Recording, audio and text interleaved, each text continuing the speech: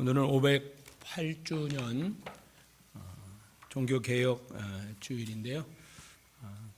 역사적인 그 날을 우리가 기념하는 게 아니라 오늘도 우리가 계속해서 종교개혁 주일, 감사주일, 기념주일이라고 제가 쓰지 않고 종교개혁 주일이라 그렇게 말씀드린 거는 그분들만 개혁하는 것이 아니라 오늘 살아있는 우리들도 개혁해야 한다고 하는 그 말이죠. 그러니까 리폼드라고 하는 리폼드의 신앙은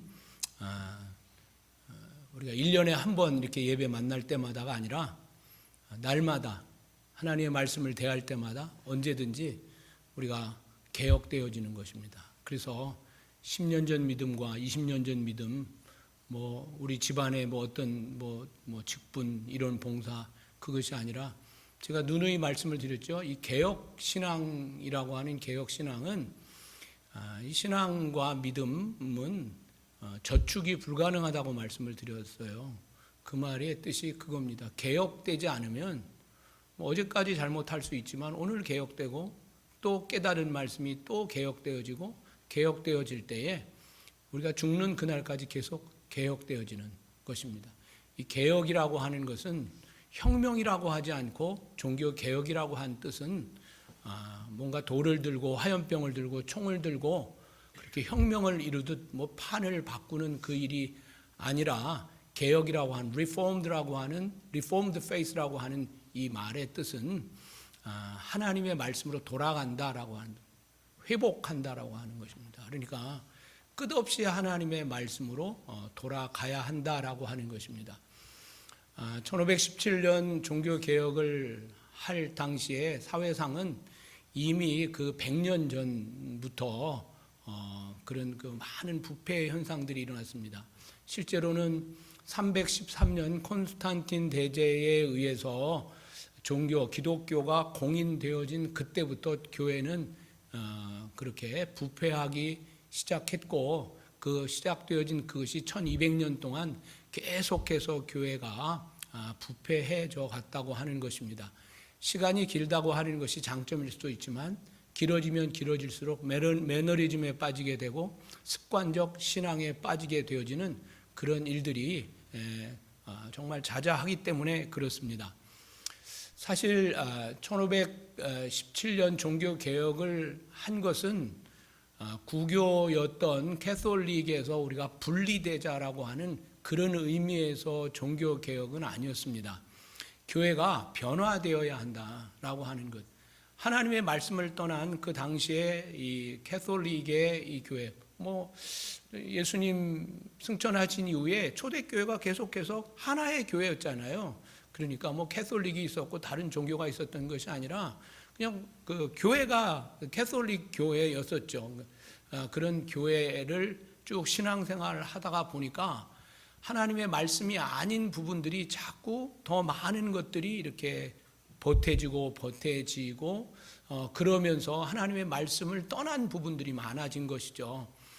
그래서 사실은 종교개혁이 종교혁명이라고 하지 않고 분립이라고 하지 않고 개혁한다고 하는 것은 그 교회 안에서 교회가 다시 하나님의 말씀으로 리폼드 되자, 하나님의 말씀으로 돌아가자라고 하는 그런 의미였습니다. 그래서 개신교가를 따로 모여서 무슨 예배를 드리자라고 하는 것이 아니라 그 당시에 교회를 안타깝게 여겼던, 그 당시까지만 해도 라틴어로만 성경을 보았기 때문에 많은 하나님을 믿는 사람들, 초대교회부터 종교개혁 시대까지 많은 사람들이 그저 라틴어로만 되어 있는 성경을 보았기 때문에 좀 더 공부한 사람, 또 좀 유식한 사람들만이 성경을 이해할 수 있었고, 종교개혁 시대까지는 사실은 일반 성도들이 성경을 읽도록 되어 있지 않았습니다. 왜냐하면 이 거룩한 하나님의 말씀을 자칫 일반 성도들이 잘못 깨닫고 잘못 해석하기 때문에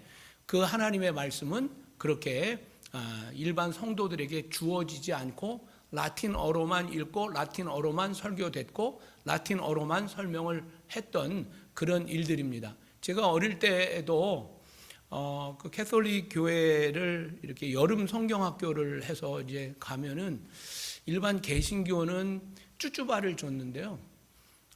캐톨릭 교회를 여름 성경학교를 가면 브라보콘을 줬어요. 그러니까 50원짜리 쭈쭈바를 먹을래? 아니면 뭐 150원짜리 그 브라보콘을 먹을래? 그러니까 여기도 가고 뭐 어릴 때는 뭐 하여튼 과자 따라서 가서 이렇게 가기도 하고, 그러다가 미사 드리는 것을 이렇게 봤는데 그 사제께서 나와서 하시는 말씀을 알아들을 수가 없더라고요. 뭐 나중에 그때는 뭐 이게 영어인지 무슨 말인지 알 수 없었지만 나중에 이제 보니까 제 어릴 때에도 캐톨릭 교회에서는 라틴어로 설교를 했습니다. 그래서 라틴어로 설교를 하면 성도들이 아무것도 들을 수가 없잖아요. 그러니까 할 수 있는 게 뭐냐면 기도서나 설명서들이, 캐톨릭에는 굉장히 많은 서적들이 이렇게 있게 됐죠. 그래서 그런 서적들을 통해서 사제들에 의해서, 신학하는 어떤 사제들에 의해서 설명되어진 책자들을, 소책자들이 굉장히 많았습니다. 그래서 기도서나 소책자를 보면서 하나님의 말씀을, 감히 우리가 성경을 대하고 읽고 깨닫는 것은 우리가 가능하지 않다, 죄인이. 그렇기 때문에 사제에 의해서 풀어진 그런 기도서나 또는 그런 서적을 통해서 우리가 은혜를 받아야 된다라고 하는 그 시절이었습니다. 그것도 하나님의 말씀이 우리 성도들에게 주셨던 그런 일들이고 보면 종교개혁 시대에 하나님의 말씀을 알 수가 없는 거예요. 무엇이 하나님의 말씀인지 아닌지 모르는 그런 상황 가운데 종교개혁자들이 하나님을 알고 하나님에 대한 열정이 있어서 또 사제가 되고 신부가 되어지고 또 사제가 되기 위해서 신학교를 가고 그러는 가운데 하나님의 성경을 보면 하나님의 성경과는 전혀 다른 것을 가르치고 있었고, 특별히 그 마틴 루터는 신학자, 법학을 공부하다가 하나님의 부르심을 받고, 그것도 친구랑 길을 가다가 천둥 번개가 치는 그 위험한 길을 가는데 옆에 있는 친구가 그 벼락을 맞아서 죽은 거예요. 그래갖고 그냥 납작 엎드려서 나를 살려주시면 하나님이 원하는 뭐가 되겠습니다. 그렇게 해갖고 하나님께 약조를 한 것이 이제 신학을 하게 되어지는 그런 그 일들을 이렇게 보면서 그 시대에 마틴 루터나 뭐 칼빈이나 뭐 이런 사람들이 하나님의 말씀을 읽으면서 하나님의 말씀이 아니라고 하는 것을 깨닫게 된 것이죠. 그런 상황들 속에서 정말 많은 고행을 통하여, 많은 선행을 통하여 그런 구원을 받는다고 하는 그런 교리가 있었고, 지금도 캐톨릭의 교리는 하나님이 손을 반쯤 내미시면 우리 하나님의 사람들이 선행을 통하여 구원을 이루는, 그러니까 반신, 그러니까 반은 하나님의 은혜로, 반은 우리들의 행위로 구원을 이루는 그런 구원의 교리를 가지고 있습니다. 그러니까 캐톨릭의 교리와 우리 개신교의 교리는 이제 다른 것이, 성경에 보면 성경은 우리가 죄인이고 또 의인이 하나도 없다고 했기 때문에 그 성경의 말씀을 그대로 풀어보니까 우리가 무슨 선행을 통하여 구원을 받는 게 아니고 우리는 전적으로 부패해서 손을 내밀 수 있는 선행마저도 행할 수 없는 사람들이다라고 하는 그것을 성경이 가리키고 있고 또 로마서가 가리키고 있고 그런 그 말씀들 속에서 깨닫기 시작한 겁니다. 그래서 많은 고행을 통하여 하나님을 만나거나 무슨 뭐 사회적인 무슨 헌신을 통하여 구원을 받거나, 그 당시에 팬데믹이 있었는데요. 뭐 흑사병을 통해서 많은 사람들이 죽어지는 그런 1400년대에 그런 일들을 통하여 많은 사람들이 죽음에 대한 공포를 느끼기 시작할 때 죽고 난 다음에 사후의 세계에 관한 그런 관심이 많았었습니다. 그런 상황들 가운데에 우리 어머니가 팬데믹으로 돌아가시고 흑사병으로 돌아가셨는데 구원을 받지 않고 세례를 받지 않고 돌아가신 그런 조상들에 대하여 그 당시에 했던 그 이야기가 연보를 통하여 구원을 받을 수 있다고. 그래서 그런 교리를 통해서 우리가 그 바티칸 시국이라고 하는 그 베드로 성원이 엄청나게, 성당이 엄청나게 크거든요. 500년 동안 지어졌는데 500년 동안 지어지기 위해서는 막대한 그 돈들이 필요했고, 그렇기 때문에 하나님의 성경에는 있을 수 없는 연옥설, 그러니까 사람이 죽으면 어떤 중간 단계, 지옥과 천국의 지옥 단계에 있는데 지옥 단계에 있는 사람들을 죽은 사람들을 구원하기 위하여는 헌금통에 금전이 땡그렁하고 들어갈 때에 그 연옥에 있는 사람들이 지옥에 갈지 천국에 갈지 일단 거기에 중간 단계에 있는 사람들이 그 헌금을 통하여 구원을 받는다라고 하는 그런 교리를 그 당시에 만들면서 많은 사람들이 우리 어머니, 우리 아버지, 우리 할아버지가 의심스럽게 이게 구원을 받으셨는지 안 받았는지, 내 앞서간 내 딸, 아들, 무슨 우리 엄마, 아빠가 사랑하기 때문에 구원을 이루기 위하여 그런 잘못된 성경식, 성경을 읽을 수 없었으니까요.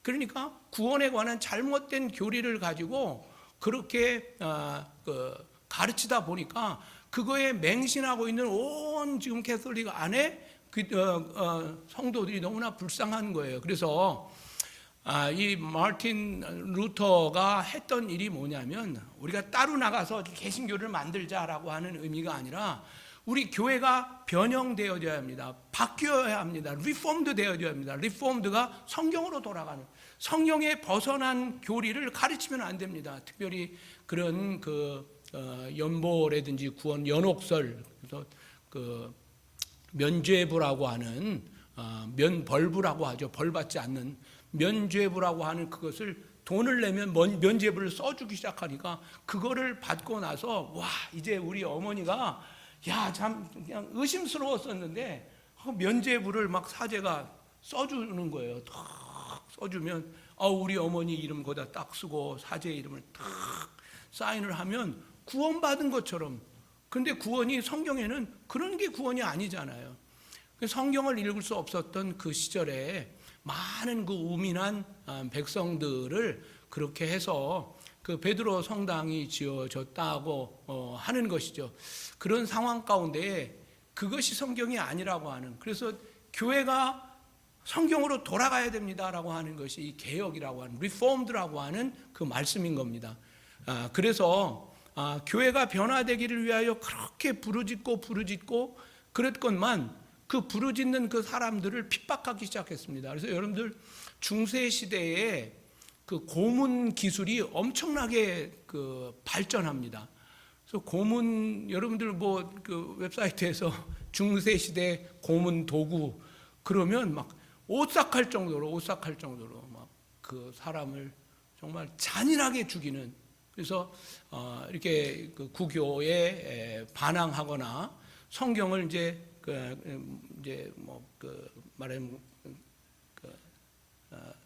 당사자의 말로 번역을 하고 하는 그런 것들을 이단으로 여겨서 사람을 죽이기 시작을 했던 거죠. 그러니까 교회의 변혁을 위하여 회개하고 성경으로 돌아가자고 하는 그 사람들을 죽이기 시작하고 핍박하기 시작하면서 할 수 없이 따로 만날 수밖에 없었던 거죠. 그것이 기독교가 되어진, 그러니까 개혁 교회가 되어질 수밖에 없었던 이유지, 우리가 나가서 무슨 교회를 차립시다라고 하는 그런 의미가 절대 아니라고 하는 것입니다. 우리 PCA, 여러분들이 함께 우리가 속해 있는 PCA 교단은 바로 그런 교단 중에 하나입니다.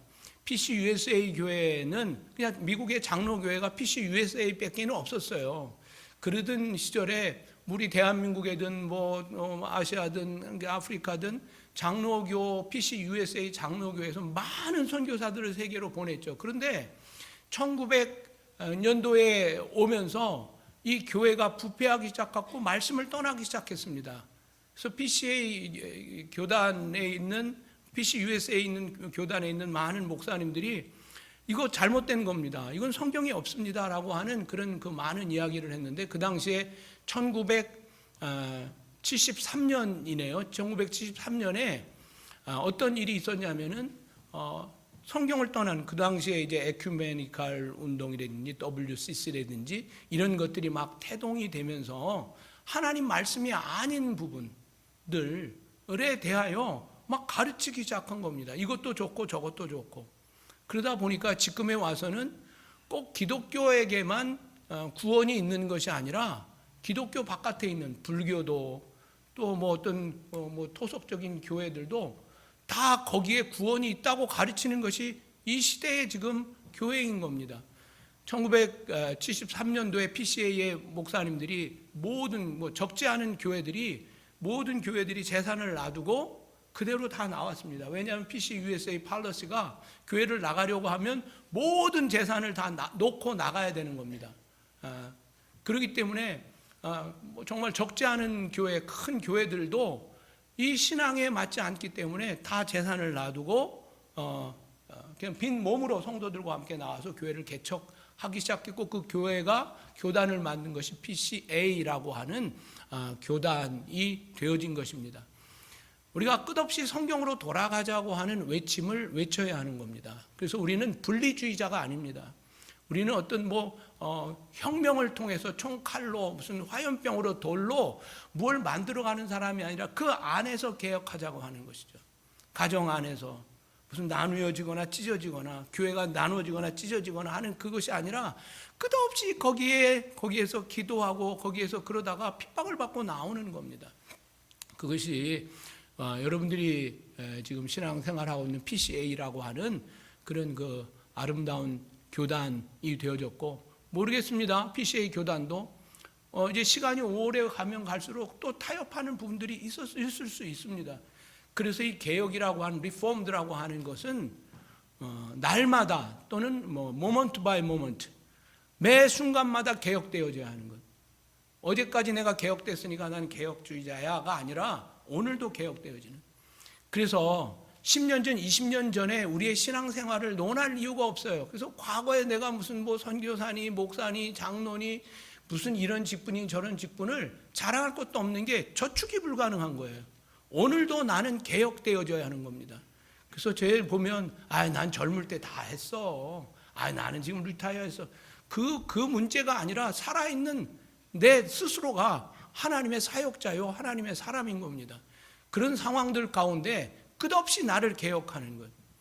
10년 전에 20년 전에는 내가 말씀을 묵상을 잘하고 또 은혜 가운데 성령 충만하여 그랬는데, 지금 우리가 정말 하루하루 우리가 늙어지면 늙어질수록 우리의 신앙이 자꾸 뒷걸음질하고 있는 것은 아닌지 우리가 바라보아야 하고, 특별히 팬데믹을 지난 이후에 많은 그 교회들이 좌경화되어지고 또 사람들이 원하는 교회로 만드는, 하나님이 원하는 교회가 아니라 사람들이 원하는 교회로 만들어 가기 시작했고, 특별히 이민교회 같은 경우에는 한 사람 떠나면 정말 힘들고 어렵잖아요. 그것도 또 무슨 유력한 무슨 헌금을 많이 했던 사람들이 떠나고 이런다고 이야기하면 정말 벌벌벌 떠는, 그래서 그냥 그 사람에게 맞추어서 신앙생활을 해야 하는 그런 그 어줍지 않은 교회를 지금 이루어가고 있을 수도 있는 것이죠. 그런 상황 가운데 이 종교개혁주의, 정말 개혁신앙이라고 하는, 오늘도 내가 개혁되어지고 있는가라고, 목사가 성도들에게 하는 말씀이 아니라 목사 스스로가 말씀을 대할 때 오늘도 이 말씀 때문에 내가 가슴을 찢고 하나님 앞에 말씀에서 부들부들 떨고 하나님의 말씀 때문에 내가 가슴을 치고 옷을 찢는 것이 아니라, 그렇게 해서 우리가 죽는 그날까지, 하나님 부르시는 그날까지 우리는 계속해서 그렇게 개혁되어지는 것, 성경으로 돌아가는 것. 나의 많은 30여 년 동안의 경험을 다른 사람에게 목회는 이렇게 해야 된다, 저렇게 해야 된다 라고 강요하는 것이 아니라 끝없이 말씀 앞에서 그든 나든 하나님의 말씀 앞에서 계속하여 변화되어지는 것, 말씀을 가르치는 것.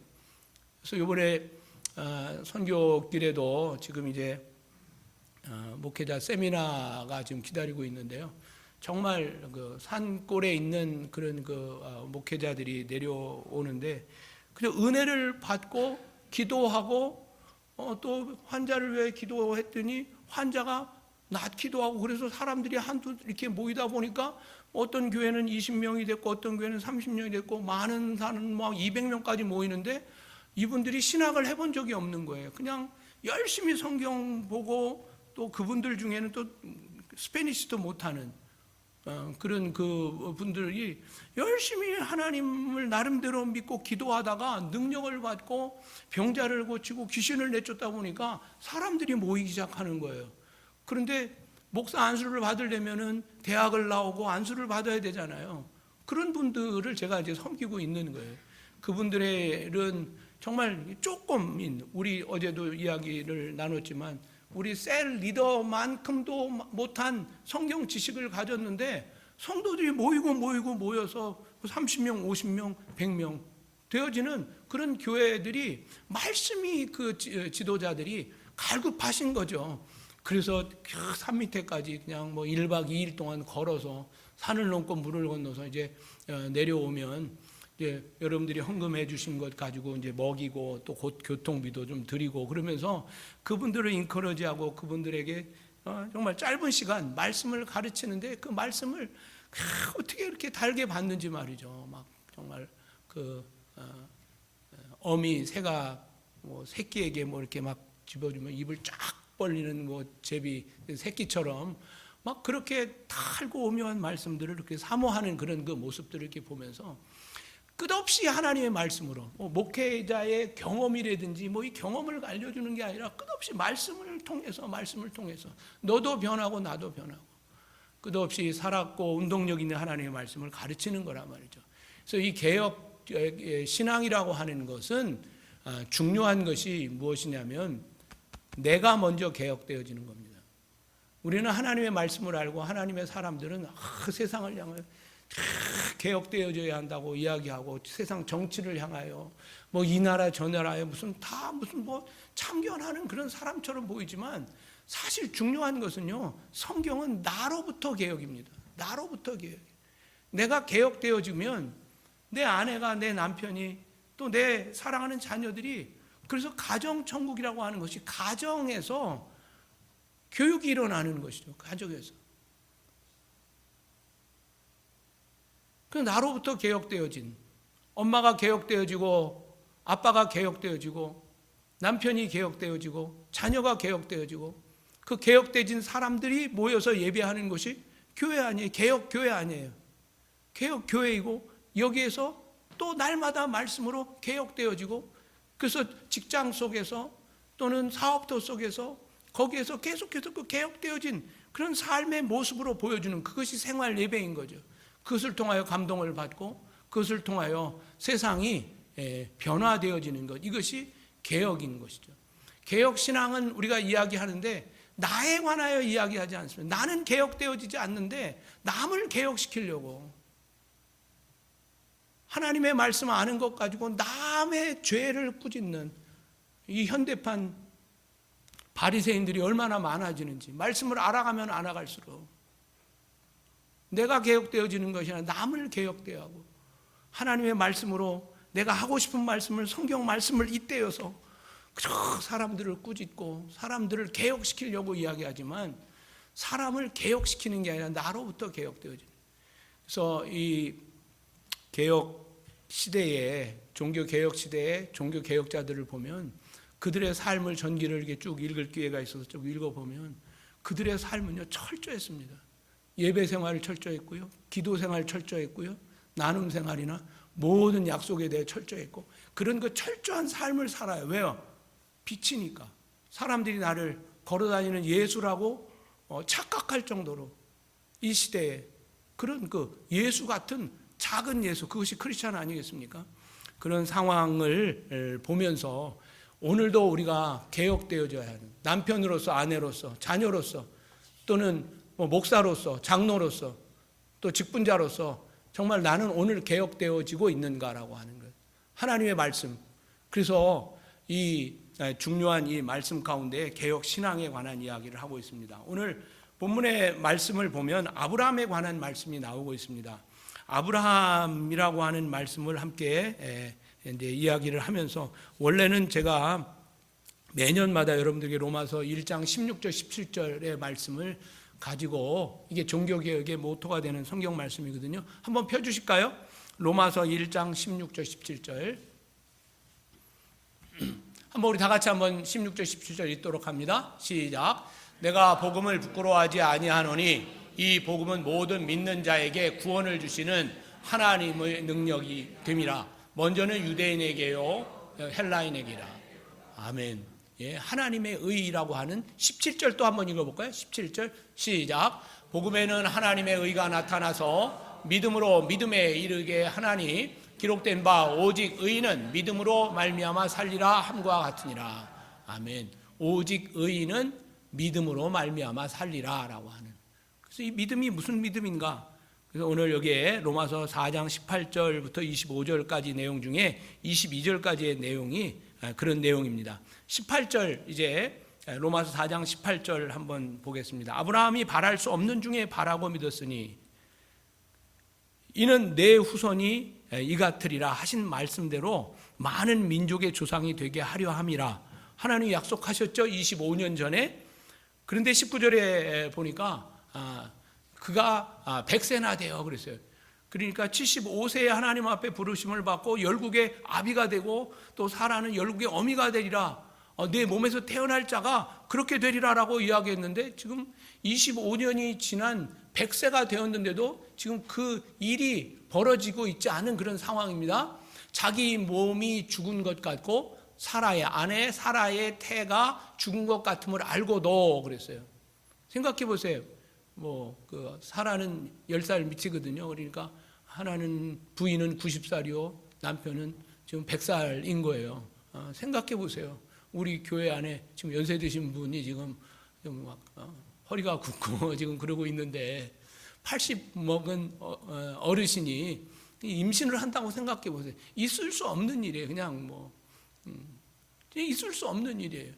자기 몸이 죽은 것 같고 사라의 태가 죽은 것 같음을 알고도 믿음이 약하여지지 아니하고, 오늘 여기에 제가 주제가 되는 말씀이 믿음이 약하여지지 아니하고라고 하는, 나의 형편과 몸의 형편, 또 나의 어떤 사정, 나의 환경, 내가 가지고 있는 모든 정서, 나의 생각, 모든 내 경험, 내 일생에 가지고 있는 경험, 그것이 다 아니라고 이야기하지만 하나님이 기라고 이야기하면 기라고 이야기할 수 있는, 기라고 하는 말이 무슨 뜻인지 압니까? 하나님이 맞다고 하면 맞는 줄 아는 거예요. 그러니까 이 아브라함이 100세나 되었어도 몸이 그렇게 됐고 자기뿐만 아니라 아내가 그런 상황 속에 있음에도 실망치 아니하고 믿음이 약하여지지 아니하고, 이 믿음은 어떤 믿음일까요? 그리고 오직 믿음이라고 하는 종교개혁의 그런 그 모토가 오직 믿음이라고 하는 그 오직 믿음에 있는 거예요. 근데 이 믿음은 무슨 믿음이죠? 나의 신념입니까? 나는 그렇게 될 거야. 건강하게 될 거야. 나는 90세가 돼도 100세가 돼도 그렇게 될 거야. 그리고 막 내가 신념으로 정신력으로 그렇게 돼서 되는 경우도 있을 수 있어요. 그래서 돌을 닦고 보약을 먹고 그럴 수도 있습니다만은, 오늘 여기에 자신의 몸이 죽은 것 같고 아내의 몸이 죽은 것 같음을 알고도 믿음이 약하여지지 않았다고 하는 것은 하나님이 25년 전에 자신에게 하셨던 그 말씀에 대하여 그 말씀에 대한 믿음이 약하여지지 않았다는 거예요. 상황이 아닌 거예요. 이거는 망하는 상황이고 이거는 끝나는 상황이에요. 물론 아브라함이 중간에 에벤에셀을 통하여 내가 몸이 지금 날 상황이 아니니까, 이 에벤에셀이 내가 그냥 입양해 온 이 아들이 이 아들을 통해서군요. 아브라함은 그렇게 해석을 할 수밖에 없잖아요. 그죠? 내가 어릴 때부터 이 에벤에셀이라고 하는 종을 그냥 자식처럼 길렀고, 얘는 정말 내 말도 잘 듣고 자식이야, 그냥 입양한 자식이야. 그런데 그래서 하나님의 뜻이 내 마음대로 푸는 거죠. 하나님의 말씀이 그 말씀이구나, 그런 거죠. 하나님께 물었더니 하나님께 85세가 되어졌을 때 아브라함에게 하셨던 말씀이 뭐냐면, 아니야, 내 몸에서 날 아이를 통하여 네가 열국의 아비가 될 거야. 그럴 때에 창세기 15장에 하셨던 말씀이 그거예요. 그것을 믿었다라고 하는 거예요. 믿음이 약하여지지 않았다. 그리고 또 15년이 지난 100세가 되어져서 또 그럼에도 불구하고 믿음이 약하여지지 아니하였다라고 하는 이 말씀인 거예요. 여러분, 이게 오직 믿음이라고 하는 겁니다. 그래서 이것과 함께 나타나는 게 뭡니까? 무엇을 믿는 것? 하나님의 말씀을 믿는 것. 우리에게는 이렇게 쓰여진 성경책이 있습니다. 이 성경책을 믿는 거예요. 그래서 우리가 성경을 지금 대하고 있고, 이번 주간에 이제 성경을 이제 이독제, 올해 이독제 하잖아요. 매년 지금 이독 반씩 지금 하고 있는데, 우리 교회에 이게 엄청난 이게 능력입니다, 여러분. 정말 엄청난 능력을 지금 올해도 43명이 지금 성경을 지금 완독을 지금 이제 일주일만 남았는데요. 하나님의 말씀을 알아야 될 거 아니에요. 말씀이 없는데 뭘 믿으라는 거예요. 그러니까 자꾸 내 신념을 믿고 자꾸 내 스스로 무슨 어떤 생각을 믿고 내 경험을 믿는 거예요. 아니면 무슨 고매한 어떤 사람의 말을 듣고 그걸 믿는 거예요. 아니면 점쟁이를 믿거나 아니면 무슨 뭐 희한한 것들을 믿고 유튜브에서 대단한 그런 예언가들이 많잖아요. 그런 것들을 더 신뢰하고 더 믿는 거예요. 이 시대가 그렇대 저렇대 막 하고 있는. 그런데 우리가 성경을 읽는 까닭은 뭐냐면 하나님의 말씀이기 때문에. 그래서 오직 성경이라고 하는 이 초대교회, 오직 성경으로 돌아갑시다라고 하는. 아브라함에게 있어서 오직 성경은 뭐예요? 하나님이 25년 전에도 말씀하시고 15년 전에도 계속해서 말씀하신 내 몸에서 날 실어 너는 열국의 아비가 열국의 어미가 되리라고 하는 이 말씀을 내 환경과는 관계없이 하나님을 믿는 것, 그 말씀을 믿는 것, 그것이 약하여지지 아니하였다라고 하는 여기에서 두 말씀, 오직 성경, 오직 믿음. 그런데 성경을 모르면 무슨 믿음이 있을 수 있을까요? 그냥 몇 가지 아는 말씀 가지고 우리가 그것 가지고 사는 거 아니고 하나님의 무수한 말씀을 듣는데요. 이 말씀을 그냥 내가 좋아하는 성경에 그냥 빨간 줄 칠하고 노란 줄 칠하고 파란 줄 칠해서 이거 내가 하나님 말씀, 내가 원하는 말씀이지 하나님이 주시는 말씀이 아니잖아요. 그러니까 성경을 읽는 것은 내가 원하는 말씀을 찾아서 그래서 줄긋고 거기에서 하나님 이렇게 하실 거야, 하나님 이렇게 하셔야 됩니다, 이렇게 기도하는 게 아니라 하나님의 말씀을 읽고 그 다음에 기도하는 거예요. 우리 교회가 기도의 능력이 있었으면 좋겠습니다. 하나님의 말씀에 기도를 통하여 하나님 말씀을 먹었는데 우리가 기도할 때에 성령께서 역사하시는 거예요. 그래서 내가 원하는 말씀을 픽업하는 게 아닙니다. 머리가 좋아갖고 성경을 좀 잘 알고 잘 또 외울 수 있는 사람들도 있어요. 그런데 그게 중요한 것이 아니라 정말 성령께서 하나님의 말씀을 내가 읽었던 말씀, 많은 무수한 말씀들 가운데 성령께서 나에게 하시고 싶은 말씀을 내 안에 들어있는 말씀을 픽업해서 나에게 주는 것, 이것이 레마의 말씀인 거예요. 이것이 나에게 믿음인 거예요. 그냥 내가 원하는 말씀을 찾아 헤매는 것이 아니라, 그래서 성경을 이렇게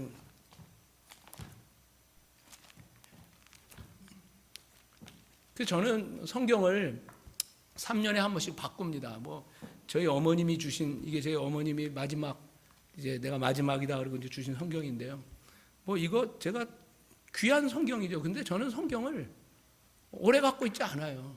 왜냐하면 여기에 많은 제 주석들이 있거든요. 줄 그어놓고 거기에 깨달은 거. 그런데 나중에 보면요, 줄 그어놓은 것만 읽게 되더라고요. 묵상이 거기에 딱 그치더라고요. 성경을 그냥 새하얗게 싹 바꿔버리는 거예요. 3년쯤 되면. 그러면 어디에 줄 그어놨던 거 아깝죠. 묵상된 거. 근데요, 하나님 말씀이 중요하지 나의 묵상이 중요한 게 아니기 때문에 성경을 그래서 자주 바꾸세요. 그래서 옛날 고매한 목사님들 보면 막 성경이 막 다 벗겨지고 나도 언제 저렇게 성경이 벗겨지나 해서 이런 데다 막 갈고 막 그랬던 적도 있습니다. 웃기죠? 중요한 것은 하나님의 말씀을 말씀답게 받기 위하여 기도하는 겁니다. 그래서 이 초대교회 성도들은요, 말씀과 기도를 동일하게 했습니다. 되게 중요하게 생각했어요. 그래서 신학교에서 배웠던 건 뭐냐면 말씀 1시간 읽으면 기도를 1시간 해라. 근데 우리 교회가 지금 1시간씩 성경 읽잖아요. 대체적으로 보면 1시간씩 성경을 읽고 어르신들은 좀 더 오래 걸리기도 하지만 그렇습니다. 그런데 기도가 좀 약하지 않은가 하는 생각이 들어요. 말씀과 기도가 같이 동일하게 되어집니다. 그럴 때에 읽어진 말씀이 성령님을 통하여 나에게 픽업되어져서 지선아, 내가 너에게 주는 말씀이다. 그 말씀이 내가 원하는 말씀이 아닐 때가 많이 있어요. 왜냐하면 나는 죄인이고 하나님은 정말 의인이시잖아요. 그러니까 내가 원하는 말씀, 내가 그냥 이런 말씀이 필요하고 막 그래서 하나님 말씀 주시옵소서 막 그런데 하나님은 그렇게 하지 말라는 거예요. 때로는 내가 콩알이 5개밖에 없는데 이거 지금 우리 식구 그냥 이렇게 해갖고 이렇게 먹고 살아야 되는데 그 콩알 3개를 빼서 그 이웃에게 나누라고 그러시는 거예요. 그러면 어떻게 하겠어요? 그 하나님 좀 너무하십니다. 꼭 이러셔야만 되겠어요? 하나님은요, 내가 죄인이기 때문에요, 늘 내가 원하는 말씀보다는 내가 원치 않는 말씀을 순종하게끔 하시더라고요. 그래서 많은 말씀들이 올 때, 그래서 우리 개혁신앙인들은요, 말씀을 어떻게 선택하냐면요, 예를 들어서 기도할 때 하나님께서 나에게 5가지의 말씀을 주시면 그 중에 가장 어려운 말씀을 택하는 습관을 가져야 돼요. 그것이 좁은 길로 가라라고 하는 거예요. 좁은 문, 좁은 길. 그래서 뭐 이럴 수도 있고 저럴 수도 있고 뭐 큰 길도 있고 대로도 있고 내가 원하는 길일 수도 있는데 하나님 때로는 우리에게, 그래서 설교라고 하는 것은요, 뭐 누구에게 강압하거나 강요하는 것이 아니라 많은 하나님의 옵션들을 주는 거예요. 여기에서 중요한 것은 뭐냐면 이제 이 믿음 다음에 무엇이냐면요, 나의 선택이에요. 하나님은요, 우리에게 나에게 선택할 수 있도록 자유의지를 줬습니다. 말씀을 받았죠. 기도를 통하여 하나님의 말씀을 레마로 받았습니다. 그래서 너의 것을 나누라고 말했는데 나의 상황은 지금 나눌 상황이 아닌 거예요. 그러니까 그것을 내가 꿀꺽 삼켜버려요. 그러면 거기에서 순종이 없어지는 거죠. 그러니까 말씀을 받고 기도를 통하여 하나님의 응답을 받았는데 실천하지 못하는, 그것이 뭐냐면은 구로하는 백성인 거예요.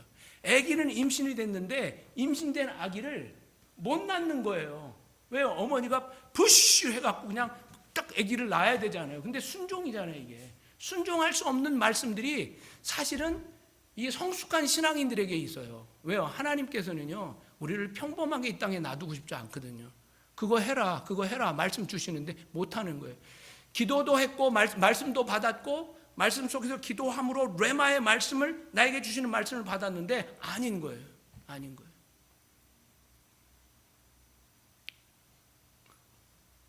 그러니까 이 순종은 정말 중요한 거예요. 자, 그래서 여러분들 오늘 이 본문의 말씀, 믿음이 약하여지지 아니하고 라고 하는 이 말씀을 함께 하면서 20절에 보니까 이렇게 말씀합니다. 믿음이 없어 하나님의 약속을 의심하지 않고 그랬어요. 20절 한번 읽어볼까요? 시작. 믿음이 없어 하나님의 약속을 의심하지 않고 믿음으로 견고하여져서 하나님께 영광을 돌리며, 그러니까 하나님께 영광을 돌리고 있는, 그러니까 약속을 받았는데 그걸 의심하지 않고 오히려 견고해졌다. 펌된 거예요. 그래서 하나님의 영광을 돌리게 되어졌다라고 하는 그 말씀이네요. 21절 한번 더 볼까요? 21절에 보니까 약속하신 그것을 또한 능히 이루실 줄을 확신하였으니, 확신하고 있어요. 너무 확신하고, 아니 지금 내 몸이 그런데 확신하고 있는 거예요. 그냥 내 신념을 확신한 게 아니라 나에게 25년 전에 주셨던 그 말씀에 대하여 이루어질 것을 믿는 거예요. 이게 믿음인 거예요. 오직 믿음으로, 오직 성경으로, 오직 믿음으로. 그러므로 그것이 그에게 의로 여겨졌으니, 의라고 하는 것, 의가 뭐죠? 디카오시네라고 하는 그 헬라어를 여러분들에게 몇 번 말씀드렸어요.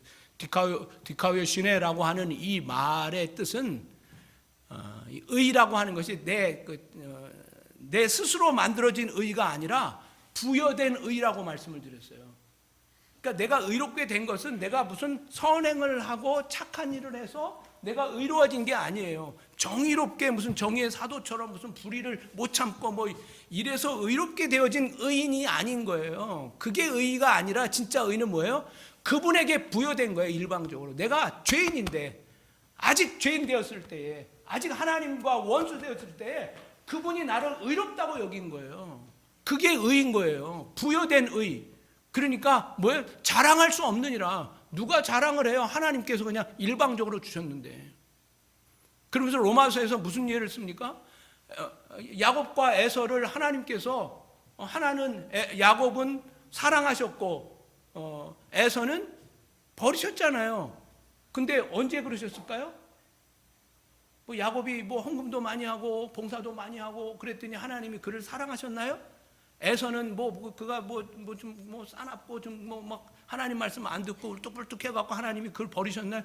아니에요. 로마서에 보면 뭐예요? 그가 태중에 무슨 선행도 모르고 아무런 행동도 하지 않을 때 하나님은 그 야곱을 의롭다 하시고 사랑하셨고 에서를 하나님이 버리셨다고 그랬어요. 이게 무슨 불공평이야. 그런데 그게 하나님의 주권인 거예요. 하나님은 실수하지 않는 분이에요. 하나님은 절대 실수하지 않아요. 우리는 무슨 선택하고 뭐 하는 것이 실수일 수 있고 아차 잘못했습니다. 그럴 수 있죠.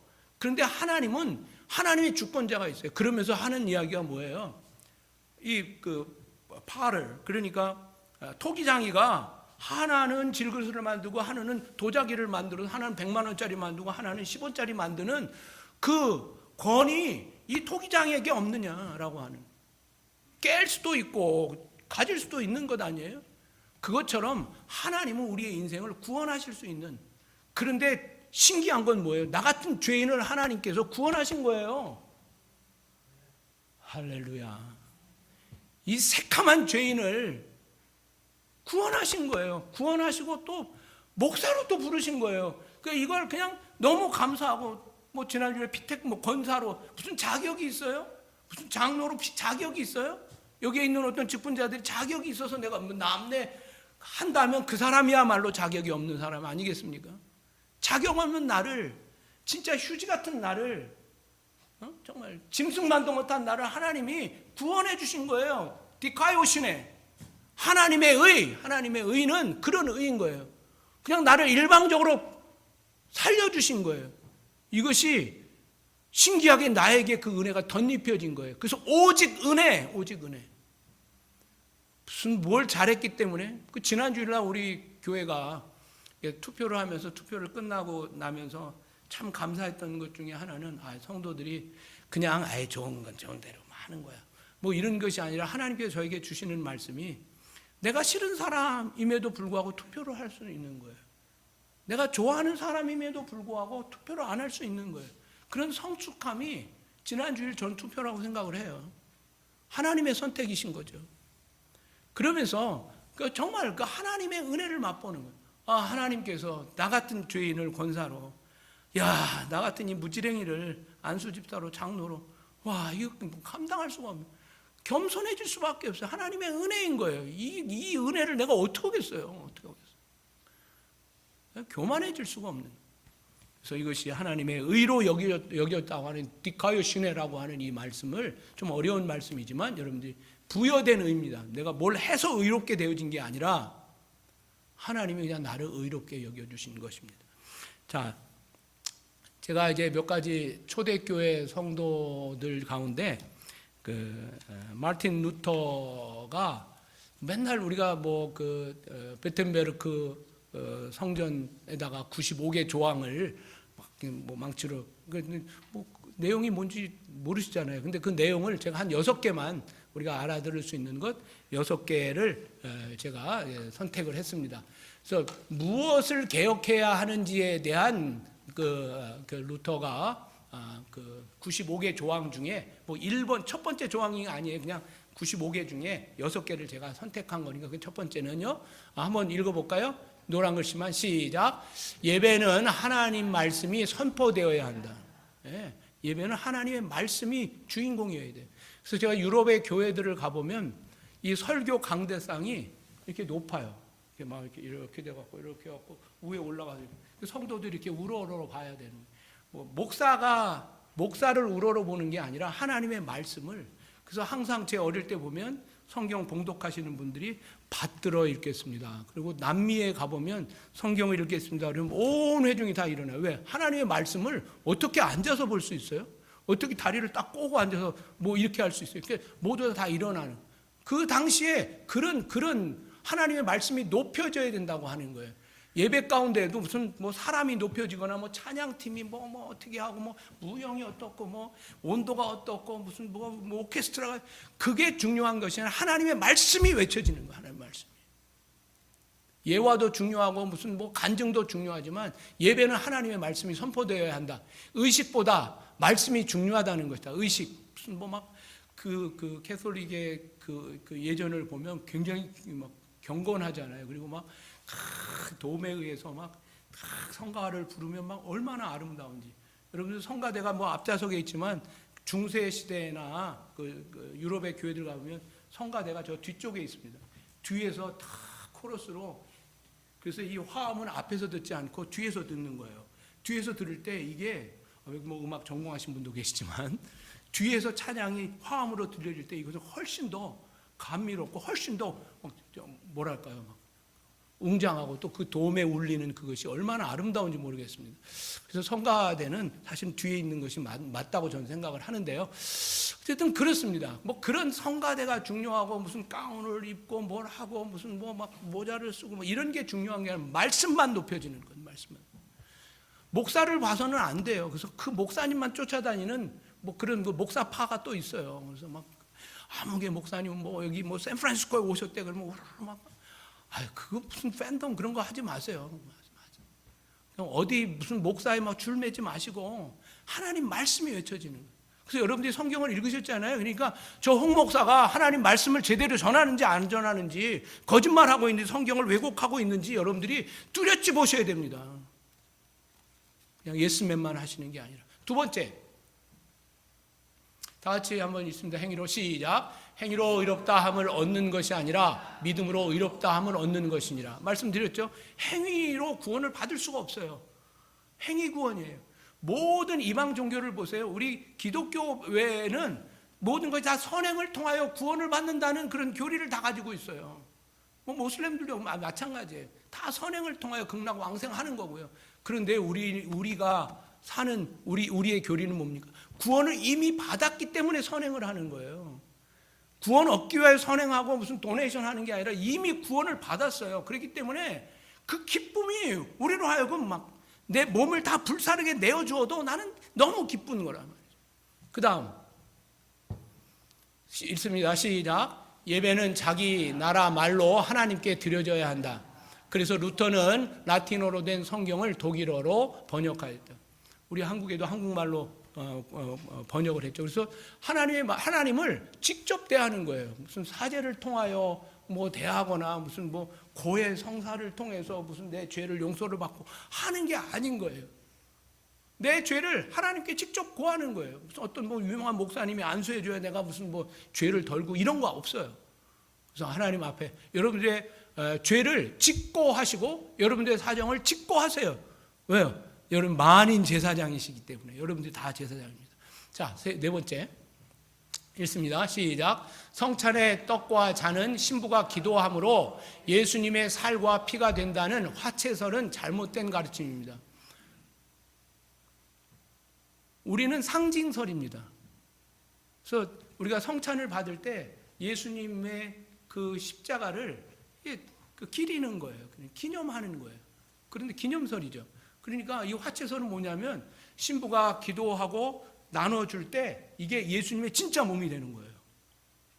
그러니까 어떤 중세 시대에는요, 우리가 이렇게 손으로 이렇게 잡아서 이렇게 먹잖아요. 그것도 못하게 어떻게 하나님의 그것을 이렇게 그래서 가서 사제 앞에 이렇게 입을 벌리면 여기다 넣어주고 뭐 잔은 이렇게 하고 마시고 이제 뭐 그랬던. 왜냐하면 너무나 이거 예수님 살과 예수님 피가 된 거예요. 그러니까 신부가 블레싱함으로. 그러니까 신부의 위치가 얼마나 높아지겠어요. 얼마나 높아지겠어요. 한때는 여성들에게 이 성찬이 금지됐던 때도 있어요. 어떤 여성분이 이 잔을 받다가 떨어뜨린 거예요. 근데 지나가던 개가 헐벗 갔네? 그러니까 신학적으로 문제가 된 거예요. 이 개는 그러면 예수님의 몸화된 건데 이 개는 그러면 거룩한 개입니까? 뭐 아닙니까? 뭐 이런 이상한 질문들이 막 나타나기 시작하는 거예요.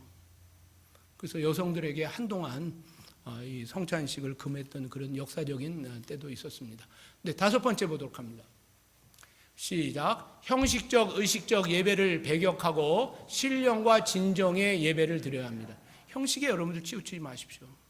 뭘 어떻게 해야 뭐 어떻게 하여야 뭐 그것이 아니라 신령과 진정, 성령과 말씀으로. 신령과 진정이라는 말은 제 주보에 늘 있는 게 신령과 진정으로 성령을 의지하여서, 말씀을 의지하여서 우리가 예배합니다. 네, 여섯 번째 읽습니다. 시작. 마리아에게 드리는 기도, 성인에게 드리는 기도, 죽은 자를 위한 기도, 성경에 없는 잘못된 것입니다. 네. 멕시코에 이제 뭐 당장 가면은 이제 그 10월 31일 날 할로윈데이 하잖아요. 막 귀신들 축제. 11월 1일은 캐톨릭에서는요 성인들의 날이에요. 많은 성인들, 그래서 영세를 받으면 영세 명을 받잖아요. 그렇게 다 받아요. 그래서 뭐 아무개는 뭐 이름을 다 바꾸게 돼요. 근데 이전에 돌아가셨던 그 성인들의 이름을 받는 거예요. 성인들의. 그런데 우리는 그 성인 없어요. 우리 스스로가 뭐예요? 영어로 우리가 한국말로 뭐라 그래요? 성도라고 이야기하잖아요. 영어로 뭐라 그래요? 세인트. 우리가 다 세인트들이에요. 우리가 월십을 해야 되는 대상이 마리아 승천설도 이야기해요. 요즘은 마리아가 승천했어요. 하나님의 어머니. 우리가 기도하는 게 예수님에게 하나님이 직접 못하니까 그러니까 엄마를 통해서 애들이 엄마를 통해서 아빠한테 이야기하는 거 아닙니까? 되게 정말 친절하게 맞는 것 같아. 아니에요. 마리아는 하나님이 마리아의 몸을 그냥 빌리셨을 뿐 그도 죄인인 거예요.